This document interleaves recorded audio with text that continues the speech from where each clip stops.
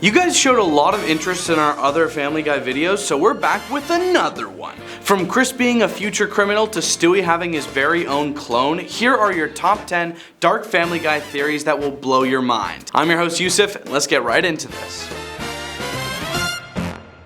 Number 10. Chris the future criminal. In an episode of Family Guy, Chris performs a recreation of the infamous scene from The Silence of the Lambs where Buffalo Bill is dancing naked in front of the mirror with a scarf. For those unfamiliar with the movie, Buffalo Bill is a criminal who abducts women, locks them in a pit, and forces them to put lotion on their skin so that he can use it to create dresses. As disturbing as this may sound, it's not just a mere reference to the film. Interestingly, Seth Green, the voice actor for Chris, actually based his portrayal of the character on Buffalo Bill himself.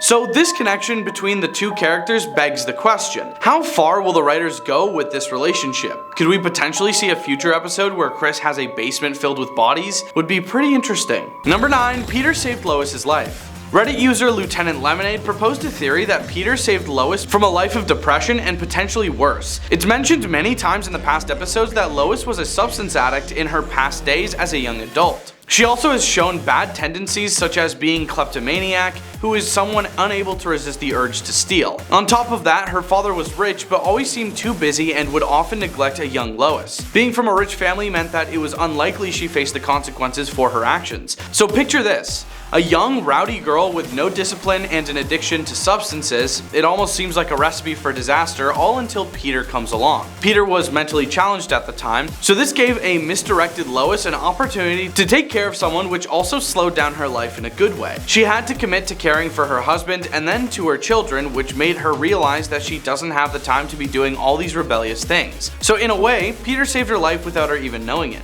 Number 8. Stewie is a clone. According to a popular theory, Stewie is actually a clone of an evil genius. The identity of this mastermind is still unknown, but some speculate that it could be a German scientist from the 1940s, while others believe it might be someone from the future who sent their DNA back in time to create the perfect weapon for world domination. Stewie's impressive arsenal of gadgets and weapons are far beyond what any normal person would have access to. He possesses technology that is more advanced than any military in the world, allowing him to phase through dimensions and travel through time. Stewie has also shown himself to be a formidable foe, waging war against all his enemies. Although his character has been softened since the show originally aired, Stewie was once known for constantly plotting to end his mother's life. Nevertheless, there is no denying his super level intellect, which he has used to outsmart and outmaneuver his enemies time and time again. Is Stewie really a clone of an evil genius? Number 7. The chicken is the Grim Reaper. The infamous chicken fight scenes in Family Guy are some of the show's most iconic moments, with the feathered foe determined to take down Peter at any cost. But while we've seen the character of the Grim Reaper on the show,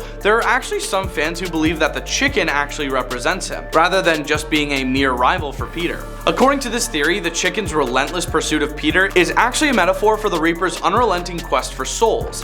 Despite numerous attempts to end Peter's life, the bumbling patriarch always manages to come out on top, much to the chicken's frustration. But what if the chicken's true goal is not to end Peter, but rather to claim his soul? If the chicken is actually the Grim Reaper in disguise, then his ultimate mission could be to capture Peter's soul, the one soul that has so far managed to elude him.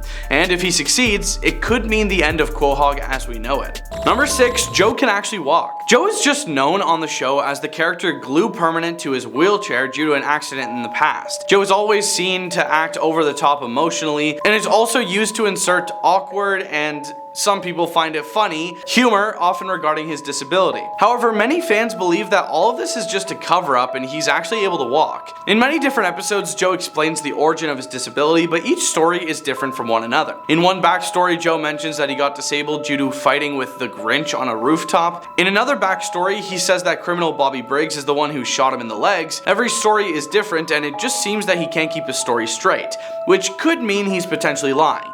And just if you didn't believe us, here's another one of his moments where he miraculously walked.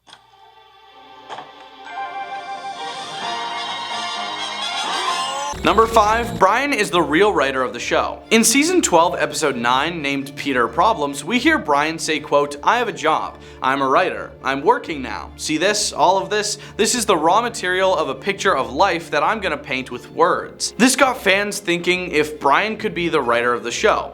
We know that Seth MacFarlane writes the show in real life, and he uses his own voice to play Brian Griffin. He doesn't change it or anything. This could explain why Brian is often seen as the voice of reason or as the one to dispute arguments and feuds between different characters. Most of the exclusive and Depper Family Guy episodes are the ones with Stewie and Brian, and since Brian experienced these firsthand, it makes sense that these episodes are in more detail than any other. Number 4, the Twin Towers. First of all, rest in peace to all those affected by this disaster. But did you know that Family Guy creator Seth MacFarlane was due to catch a flight that was destined to hit the Twin Towers, and his reason for skipping out is because he was hungover and overslept? Because I didn't know that. It was such an important event that fans thought it was the direct inspiration for the film's plot of Stewie having a near passing away experience. You remember the scene where Stewie would get crushed by a falling lifeguard seat? The scene is peppered with snippets of dialogue that may or may not reference the falling towers, such as Stewie saying, quote, "Well then, it seems there's only one thing to do. I must ensure that I never had the close call with that lifeguard tower in the first place. And yes, I did it. I stopped the tower from falling." This last line stuck out to me a lot because the falling tower was mentioned throughout the entirety of the episode.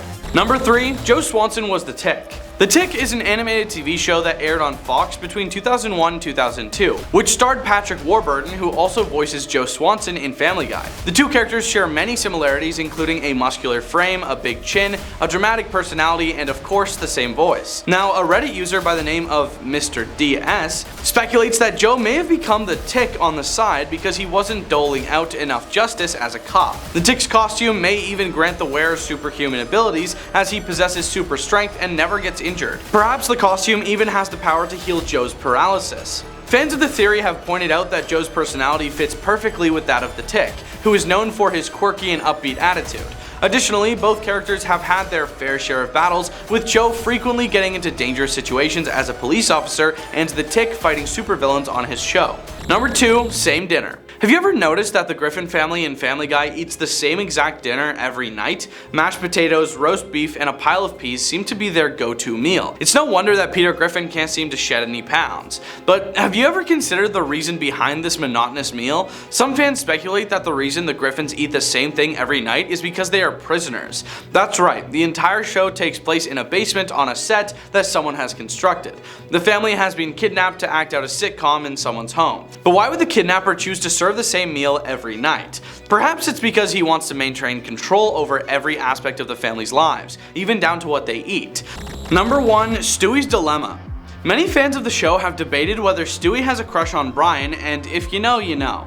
While some viewers believe that Stewie's affection for Brian is romantic in nature, others argue that it's simply a case of Stewie mistaking his feelings of paternal or platonic love for romantic love. According to this theory, Stewie's dysfunctional upbringing has left him with a skewed understanding of love and relationships. Like his sister Meg, who is often shown to develop sudden infatuations due to her lack of love and affection at home, Stewie may be confusing his feelings of closeness and admiration for Brian as romantic love. However, this theory suggests that Stewie's connection to Brian is more akin to that of an uncle or second father figure rather than a romantic interest. And in later seasons, Peter and Lois are shown to be distant from their children.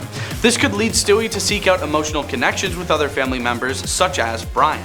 Those were top 10 dark Family Guy theories that will blow your mind. Make sure you like and subscribe, comment if we missed anything, and we hope you have a scary day.